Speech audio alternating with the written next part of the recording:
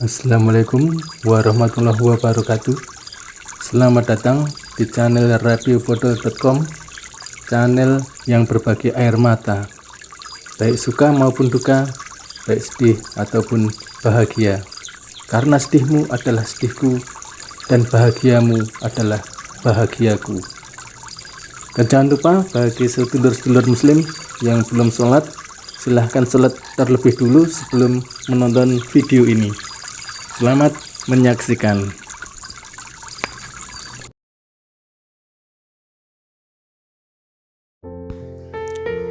Aku meremas jari jemari Kinasih yang nyaris lemah tanpa tenaga. Wanita cantik yang sudah menemani hari-hariku selama 4 tahun itu masih tergolek lemah. Selang infus beserta selang-selang lain yang tak ku ketahui namanya masih menempel di tubuhnya. Mataku terpejam, tak bisa membayangkan betapa sakit yang ia rasakan. Berkali ku ciumi jemarinya sembari memohon maaf berulang-ulang. Kamu harus kuat, kamu harus kembali sehat.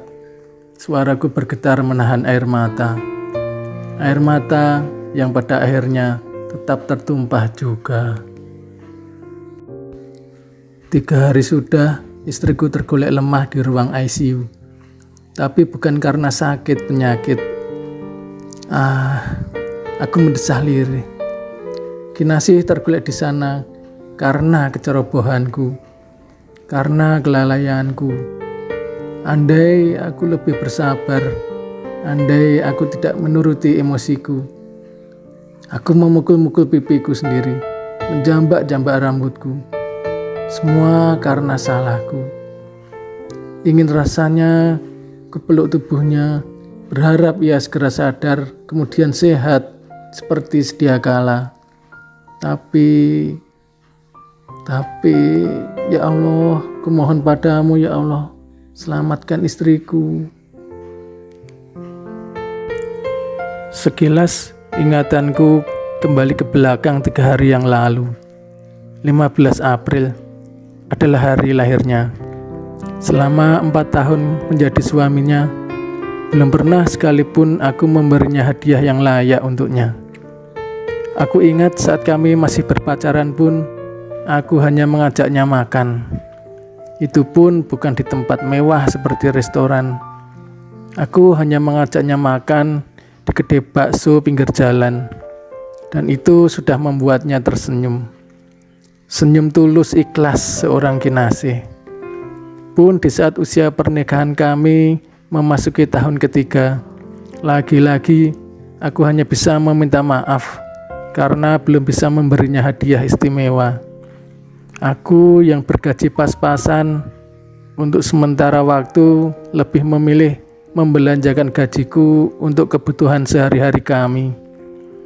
Terkadang hatiku begitu tersayat ketika tanpa sengaja aku melihatnya sedang mengamati berbagai model gelang atau kalung saat kami jalan-jalan menghabiskan hari libur.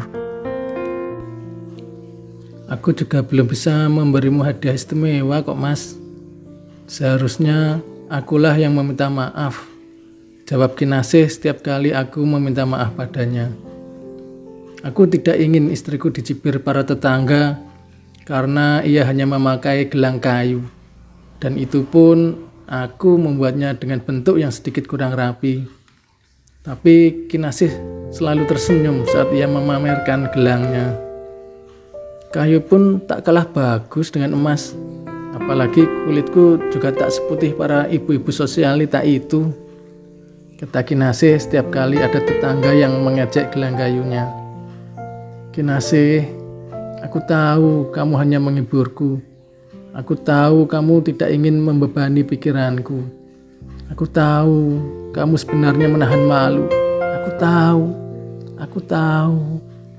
Tapi kamu tetap tegar. Kamu tidak mau menuntutku sesuatu hal yang aku belum mampu memberimu. Aku meraba gelang kayu di pergelangan tangan kirinya. Gelang itu terbuat dari kayu sawo tua. Kubentuk pelan-pelan dengan alat seadanya. Kuukur dengan teliti agar muat di pergelangan tangannya, dan sebuah pelukan penuh kasih ia berikan padaku saat gelang itu berhasil kulingkarkan pada tangan kirinya. Tapi kini Kinasih sedang tergolek lemah. 3 hari yang lalu, di saat hari ulang tahunnya, aku memang sudah menyiapkan hadiah istimewa untuknya. Hasil tabunganku sedikit demi sedikit dari menyisihkan gaji yang alhamdulillah juga naik meski juga sedikit. Sebuah gelang emas yang beratnya pun hanya 3 gram lebih sedikit berhasil kubelikan untuknya. Meski serba sedikit, tapi ia begitu bahagia. Kebahagiaan yang mungkin melebihi seorang ibu sosialita yang baru saja membeli mobil mewah jenis terbaru. Kulihat bibir Kinasih selalu menyunggingkan senyum. Berkali-kali ia pun memandang ke arahku. Aku melihat sorot matanya yang bening, tulus. Kami pun pulang. Setelah tak lupa, aku juga mengajaknya singgah di kedai bakso langganan kami. Ya Allah, tak ada kebahagiaan selain di saat itu. Kami pun pulang dengan hati yang berbunga-bunga. Hingga ketika peristiwa nahas itu terjadi, seorang pelajar yang ngebut di jalan raya hampir saja menyerempetku. Beruntungnya aku masih bisa menghindar. Aku bisa sedikit membanting stang motor ke arah kiri.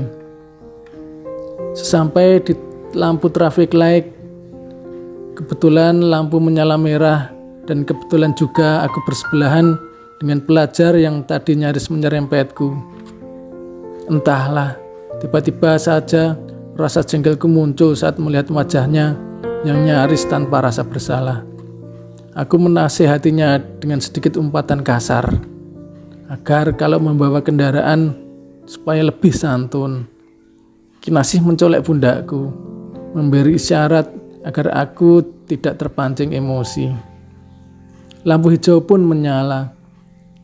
Aku kembali melajukan sepeda motor, tidak terburu-buru, karena memang tidak sedang memberi waktu atau apapun. Aku juga tidak lagi memikirkan pelajar yang sempat kumaki di traffic light sebelumnya. Mungkin ia sudah melesat jauh di depan. Namun, saat berada di sebuah tikungan, aku kembali tersentak saat secara tiba-tiba pelajar yang kukatakan tadi kembali memepetku. Bukan itu saja, kaki kirinya kulihat sempat menendangku. Aku pun oleng. Laju sepeda motor tak bisa aku kendalikan. Aku lupa atau bahkan tidak tahu persis bagaimana aku terjatuh. Karena sadar-sadar aku sudah dikerubungi banyak orang. Kulihat kepala Kinasih berdarah-darah. Bahkan darah juga kulihat mengalir dari lubang hidung maupun telinganya. Aku berteriak histeris sesaat menyadari bahwa jatuhku adalah karena ulah pelajar tadi. Namun, aku segera mendekati Kinasih yang terbaring di pinggir jalan. Sayup-sayup aku mendengar orang-orang berbicara. Sebentar lagi ambulan datang. Ada pula yang tertangkap telingaku. Pelajar yang menabrak sudah berhasil tertangkap dan dihakimi massa. Orang-orang juga mengatakan kalau aku hanya mengalami lecet ringan. Namun semua yang kudengar hanya seperti mimpi saja rasanya. Bahkan saat kulihat Kinasih tergeletak pun rasanya seperti mimpi. Belum ada tanda-tanda istriku akan sadar. Aku terus berdoa untuk kesembuhannya. Bagaimana aku hidup tanpa dia? Aku tak bisa membayangkan. Ku elus-elus rambutnya, berharap ia merasakan aku berada di sisinya. Berharap ia kuat. Kinasih, aku menyebut namanya, lalu kembali kuciumi jemarinya. Kuatlah istriku, kuatlah, kumohon kuatlah. Tapi harapan tinggallah harapan. Kenyataan yang terjadi tidaklah seperti yang kuinginkan. Malam itu, Kinasih memang sempat tersadar. Ia sempat menanyakan berada di mana.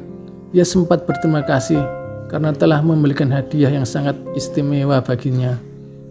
Dan ia masih sempat meminta maaf karena sampai detik ini belum bisa memberiku momongan. Kinasih terisak. Ia mengatakan ingin sekali memelukku. Aku pun mendekatkan diriku. Kupeluk tubuhnya, begitupun dengannya.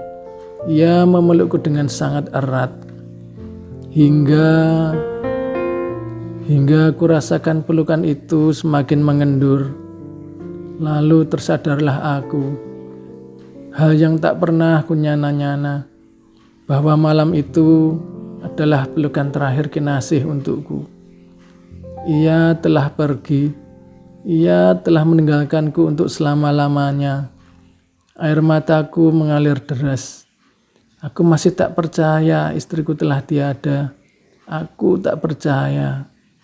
Seharusnya saat-saat ini adalah saat-saat kebahagiaan kami. Tapi justru kesedihanlah yang harus kurasakan. Kinasih, Kinasih, mengapa engkau meninggalkanku secepat ini, istriku?